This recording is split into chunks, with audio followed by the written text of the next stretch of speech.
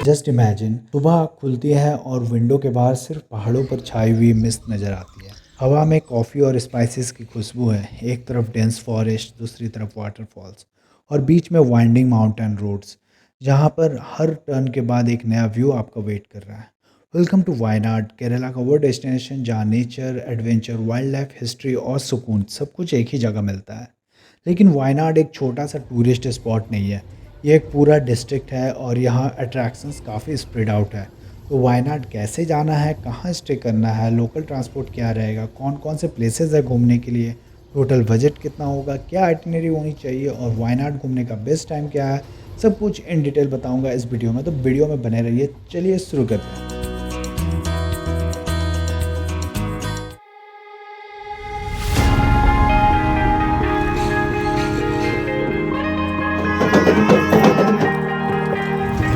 Oh yeah, oh yeah, oh yeah, oh yeah, oh yeah.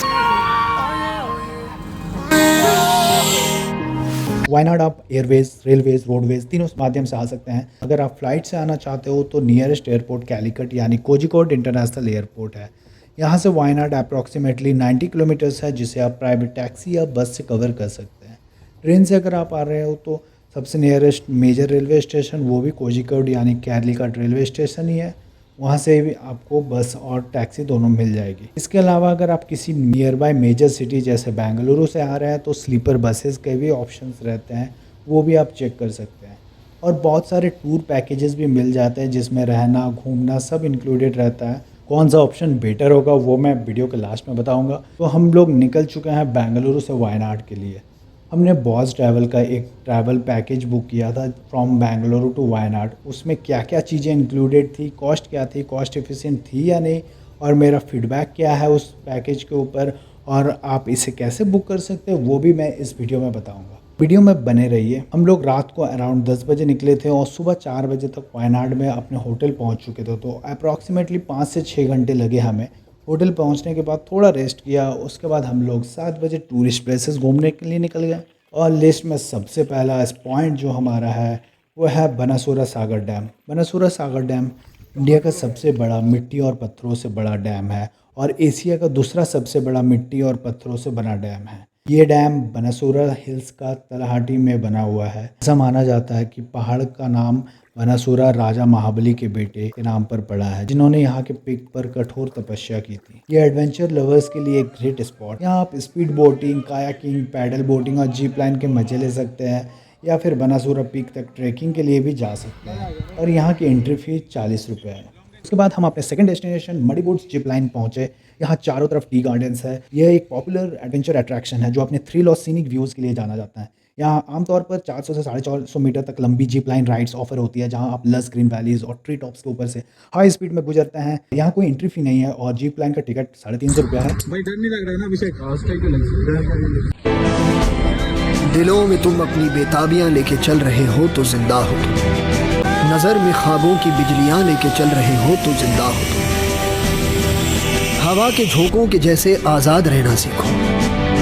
तुम एक दरिया के जैसे लहरों में बहना सीखो।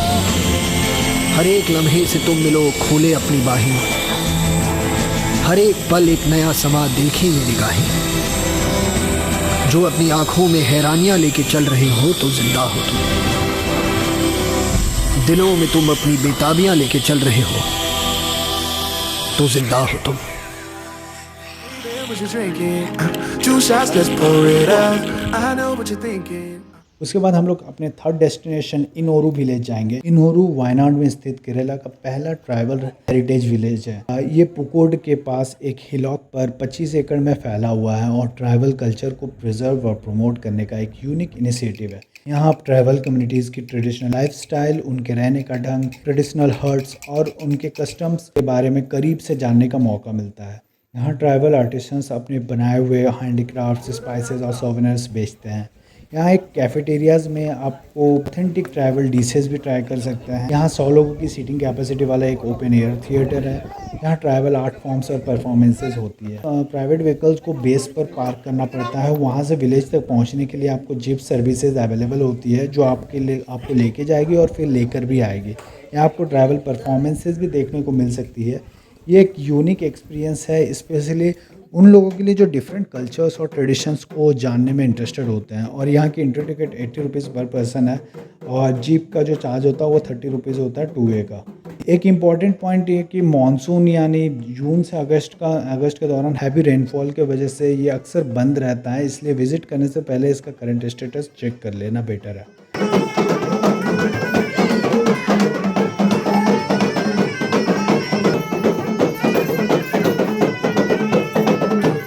उसके बाद हम लोग गए पुकोड लेक। पुकोड लेक वायनाड के एक बहुत ही खूबसूरत और पॉपुलर फ्रेश वाटर लेक है। ये चारों तरफ से घने जंगल और पहाड़ों से घिरा हुआ है, जो इसे एक पीसफुल गेटवे बनाता है। ये लेक अपने क्रिस्टल क्लियर पानी और लस ग्रीन सराउंडिंग्स के लिए जाना जाता है। यहाँ के नेचुरल व्यूज़ बहुत फोटोजेनिक होते हैं।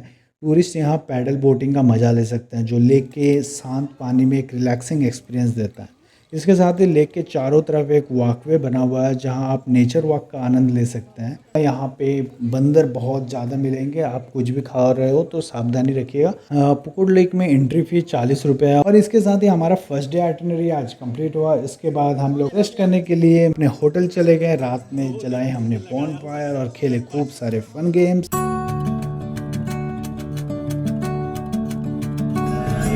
जीवन लखन जियाए, सियावर रामचंद्र की जय, गणपति बाप्पा।